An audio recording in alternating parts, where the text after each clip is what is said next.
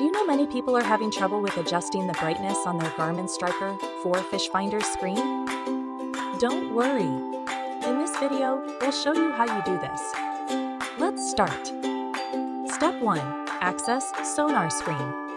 Start by accessing the sonar screen on your Garmin Striker 4 FISHFINDER device. Step 2. Select range option.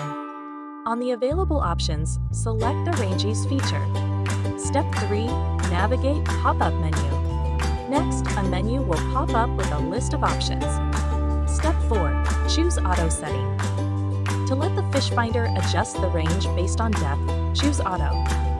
By following these steps, you should be able to adjust the brightness on your Garmin Striker 4 FISHFINDER screen easily for better visibility. Still need help? Visit our website for the complete manual. There you will also find questions and answers from other Garmin users.